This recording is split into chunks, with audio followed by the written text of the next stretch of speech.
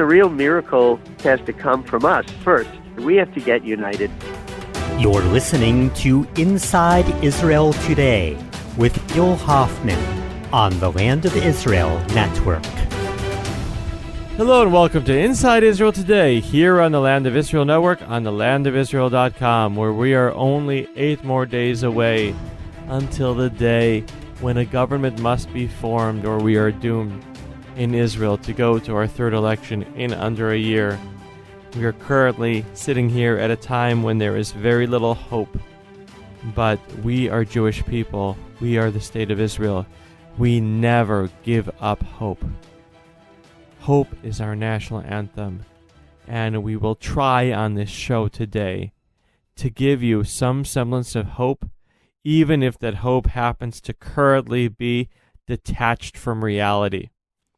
So, in an effort to give this hope, first we will speak about the connection that there is between our current situation and the beautiful upcoming holiday of Hanukkah, with Rabbi Stuart Weiss, who is a columnist for the Jerusalem Post and a prominent veteran rabbi in the great city of Ra'anana.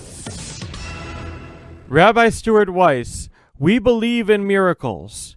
Can miracles happen in Israeli politics? Well, we do believe in miracles.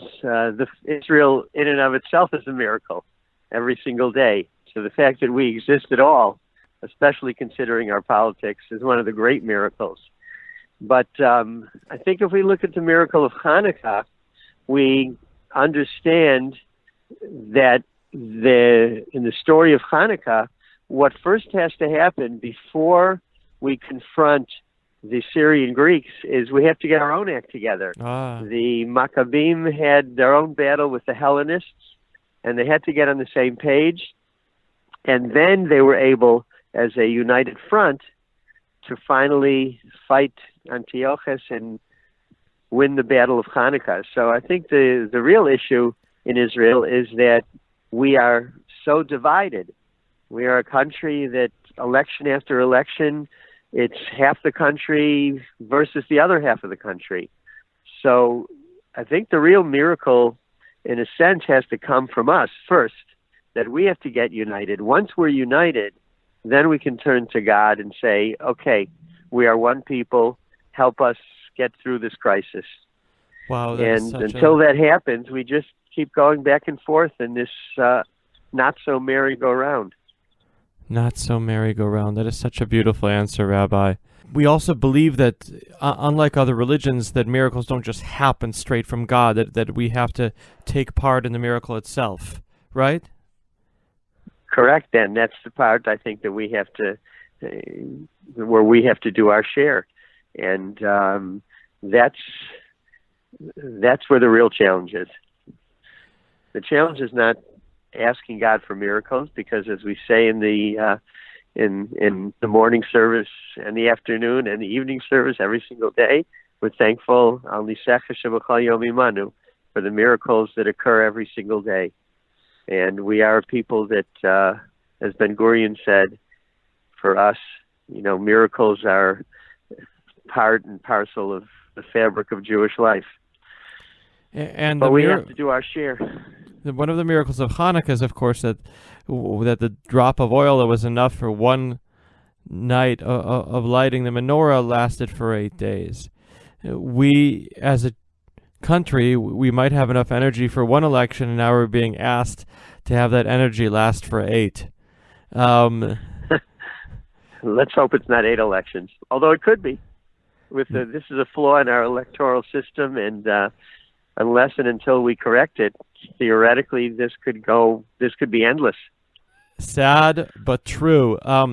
Let's just talk about Hanukkah without politics for a moment there, Rabbi, as long as we have you on the line. Okay. Okay. So, Hanukkah, people around the world get it confused with Christmas. It has nothing to do with giving gifts.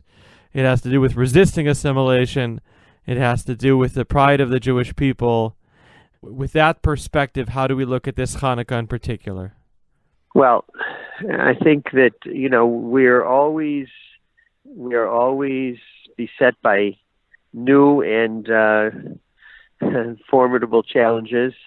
I think, that this year, one of the things, besides the whole election crisis, is the fact that once again, we are surrounded on our borders by very, very hostile neighbors, which is unfortunately not a new occurrence, but it goes in stages and cycles, and what's going on in the north and the south is obviously very disconcerting.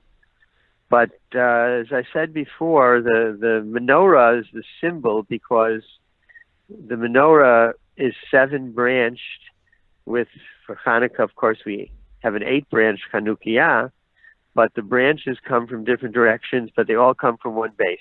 And we always have to strengthen our base, and we have to remind ourselves that we depend upon each other. And when there is unity, there is strength. And then when we are together, we have light. Light is always the symbol. That's why the menorah is the icon of the state of Israel. They could have picked the Star of David or other iconic figures, but they picked the menorah because of that whole concept of coming together and then bringing light to the world. And I think we are doing that. We are definitely spreading a lot of light. We are a country that is not only interested in ourselves, we do good for other people. And ultimately, the hope is that the world will see the light. They will understand what kind of an amazing country Israel is. And rather than being hostile and having all of these global actions against us, they'll recognize the light of Israel, and they will come to appreciate us. That's the hope. Amen. And I think it will come about at some point. We just have to stay strong, and we have to keep lighting the light and doing the good things that we're doing. And God will join us. It'll be a partnership, and we'll have a continual Hanukkah miracle this year and every year.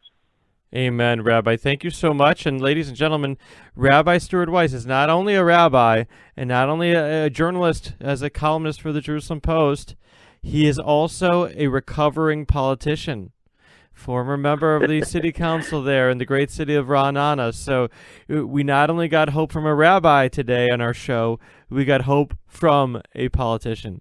Thank you, Gil, and thanks to everybody out there listening, and have a Hanukkah Sameach, a very happy and light, bright Hanukkah. Thank you.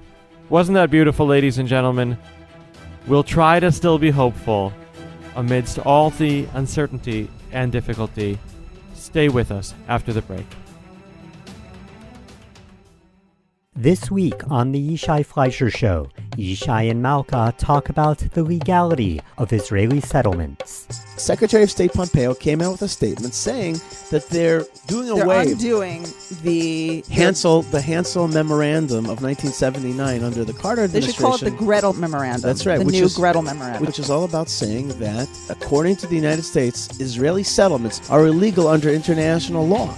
And he said that is no longer the case. The United States is repealing that Hansel Memorandum. That's the Yishai Fleischer Show on the Land of Israel Network at thelandofisrael.com.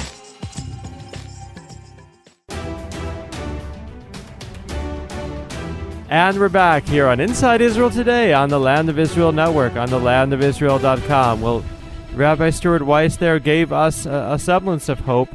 But let's get back to reality now, where Hanukkah is unfortunately still more time away than the deadline to form a government. So if miracles are planning and happening on Hanukkah, that will be too late, ladies and gentlemen. We need a miracle now.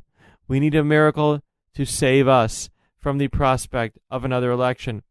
No one wants another election except perhaps Netanyahu. I can see how technically it could help Netanyahu's case. It's complicated, but Netanyahu needs the House Committee of the Knesset to meet in order to discuss his immunity. And because there is no House Committee, because there is no government, and they can't meet, it delays his trial. Netanyahu stays in office as the head of a caretaker government until a government is formed. So the longer he can do that, the better. And for those who think that keeping Netanyahu in power is very important for the future of our country, which is a very, very legitimate point of view, then I guess you can understand why that would be a very good thing to just continue having elections after elections after elections, because that might be the only way to keep him in power. But for anyone who is concerned about other things as well, there's a pretty strong consensus in this country that we don't want to go to another wasteful, costly, divisive, horrible election where the politicians just attack each other and focus on building themselves up and not really on helping the people. That is not a matter of right or left, religious or secular, or any other divide that there is in this country. People in general realize that elections are a very difficult, annoying thing that you have to endure once every 4 years in a healthy society, 2 or 3 in a place like this, but every 4 months, it's just too hard. And I don't know of any member of Knesset who would say openly, I want to go to a third election. And I don't see a member of Knesset currently who's doing what it takes to stop it. I do appreciate the Knesset speaker, Yuli Edelstein, who made an effort for a week. He brought sides together, including yesterday. He hasn't given up yet. I don't know what he could still do if we wake up to a report as we did this morning, where the Blue and White Party said, oh, we don't really see a point in meeting with Likud anymore right now. They're not making compromises until they're ready to make compromises. There's really no point in actually getting in the room with them. That's Blue and White. Likud is saying they will get in the room. And the truth is, Likud can point to compromises that they made. Initially, they talked about forming a government of only the right. Then they talked about forming a unity government. I was the first one to report that Netanyahu would seek a rotation in the prime minister's office. He initially thought he would do that by serving for 2 years, followed by Gantz for 2 years. Then Netanyahu went down to 1 year, then to 6 months. They're talking about 5 months. Blue and White, in closed conversation, says they're willing to do 3 months. Come on. He's saying 5 months. You're saying 3 months. And you're still complaining. We would go to an election on the difference between 3 and 5 months when going to an election means that no government can be formed for 5 months. It just doesn't make any sense at all. Now, one point that Blue and White makes is that it would be easier for them to sell a compromise to their constituents who voted for them, not knowing what they stand for on any issue other than not liking Netanyahu, if Netanyahu himself would say what he has said privately, which is that he's willing to go after 5 months. He would say it publicly and say publicly that he's willing to change the law and then not change it back to force him to go after 5 months. That would go a long way. The other thing that could technically give people hope of avoiding an election is that a week is an eternity in Israeli time, and Israelis tend to not concede or make compromises or really do anything until just before a deadline. And so maybe when I'll be sitting here next Tuesday, I'll be like, oh, we're in the middle of this whole big fuss and of trying to avoid this election, and this person is doing this and that person is doing that. I'm telling you, currently at this moment, when I'm sitting here right now, they are not doing anything. The Blue and White Party that says that they won't even come to the room because Likud's not compromising. I just told you Likud did compromise. I don't know what they have compromised on in Blue and White. They've said all along that Benny Gantz has to go first. 5 months. Now, I understand. There's trauma. There have been a lot of politicians who Netanyahu lured into a trap before. Shaul Mofaz, Avi Gabay, Isaac Herzog, Tzipi Livni, Ehud Barak.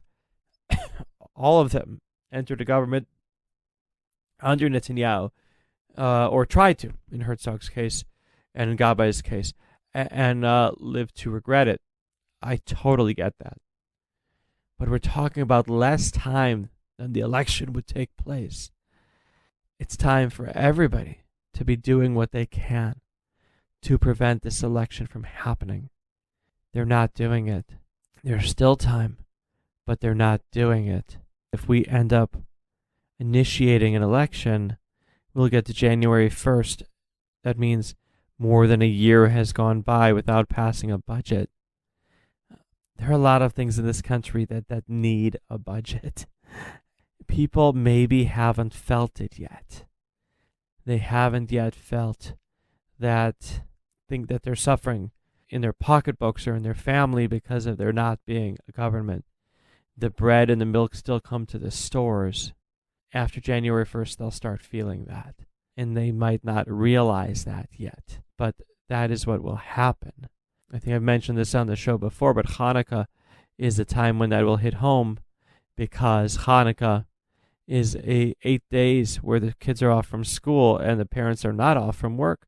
And so they had a program in the schools that the kids would go to their normal schools and they would have all kinds of fun activities over there. Well, there's no way to allocate funding for that. And so the kids would have to go to their parents' workplaces because the parents don't have any vacation days left at the end of the year. And maybe parents could stand that for 1 day, maybe 2, but definitely not 8. So that is a time that could maybe break this camel's back. Too late. Too late. We can't wait for Hanukkah. We can't wait for miracles. We need miracles now. We need Mashiach now. And it could be the Mashiach, the actual Jewish Messiah, or it could be just a temporary person acting as a savior to redeem us from the evil of a third election in under a year. I don't know who that person is, but whoever decides to really put the country before himself and make compromises that will make him look bad, make him even do the opposite of something he promised his voters in 2 elections, that person will be a hero. I don't know who it's going to be. I don't know from what party that person is going to be. But I'm a Jew, ladies and gentlemen. And Jews believe in miracles brought by God. And Jews believe in people being active in bringing about miracles. The Jewish people could not have left Egypt if Nachshon ben Aminadav had not put his foot there into the water of the Red Sea. We need a Nachshon ben Aminadav, and I believe with complete faith that Nachshon ben Aminadav will come by next Wednesday at midnight. And if not, we will all suffer. The words we will all suffer is not a good way to end the show. So again, I'm going to say, even though it looks bleak and dark right now, Hanukkah is coming, and enough days ahead of Hanukkah, we have to believe that that light will come. Thank you for being with us, ladies and gentlemen. Next week's show, let's hope, will be more exciting and more hopeful. Thank you very much.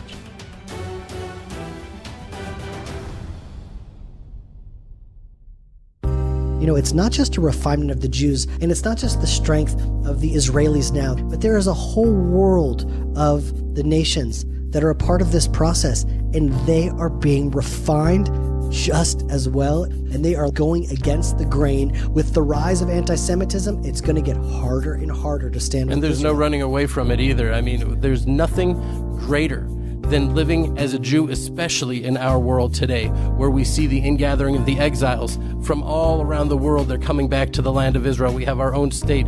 The technology, the innovation, the light that's coming out of the Jewish people in Israel is unparalleled. And that's part of what we're trying to broadcast here on the Land of Israel Network and share that message. Israel Inspired with Ari Abramowitz and Jeremy Gimpel on the Land of Israel Network at thelandofisrael.com.